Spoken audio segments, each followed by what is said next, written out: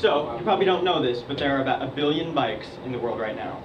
And about 50 million more bikes are created every year. You can compare that to the 20 million cars that are created every year. It truly proves that there are tons of bikes out there. Now, with that many bikes out there in the world, you have to be able to change an inner tube tire. It's very simple. It only requires 4 steps, and that is removing the tire from the bike, changing out the inner tube, re-inflating the tire, and then reattaching it to a bike. I've probably changed about 15 inner tubes in my career of bike, that is both in mountain bikes and road bikes. Before you get started, you're going to make sure you have everything that is required for changing the inner tube of a bike.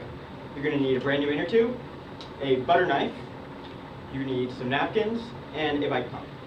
The first step is removing the tire from the bike. This can be done by first disengaging the brake system, which is done by pinching the clasp, unhooking the wire, and that should disengage the brake system.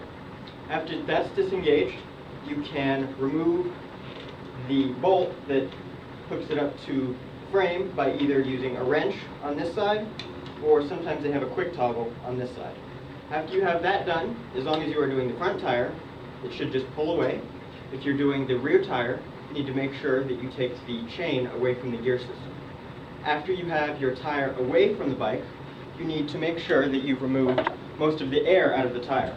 This can be done by pushing on the little toggle inside of the valve stem to release most of the air. After you've released most of the air, you need to get the tread away from the rim. This can be done by using the back end of your butter knife, pushing it in between the rim and the tread, pushing down, and it should pull the tread away from the rim. Then all you have to do is work your way around the tread, go somewhat slowly or you risk damaging the tread, and once you have gone all the way around, the tread should be disattached from the rim of the tire. After you have that done, all you have to do is pull out the inner tube from where the valve stem enters the rim. After you have the inner tube out, ewikihow.com says that you need to ensure that there is no debris in between the tread and the rim, because probably that is what caused your flat in the first place. After you've inspected it and everything is good, you need to slightly inflate your brand new inner tube, because according to ehow.com, if you don't slightly inflate your new inner tube, it's not going to go onto the tire correctly.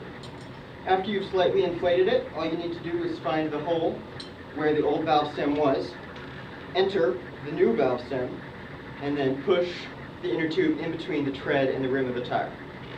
After you have the inner tube inside, you need to reattach the tread to the rim. Once again, use the back end of your knife, stick it in between, work your way around, and it should push the tread right inside the rim. Make sure you go slowly, because if you don't go slowly, you're going to break your inner tube, and you're going to have to do this all again.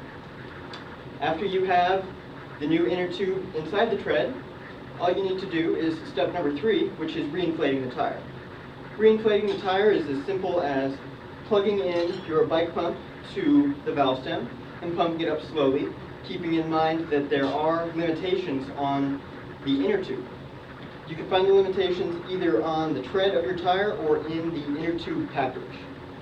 Now, after you have it inflated, just screw the valve cover back on, and then the last step is reattaching the tire to your bike.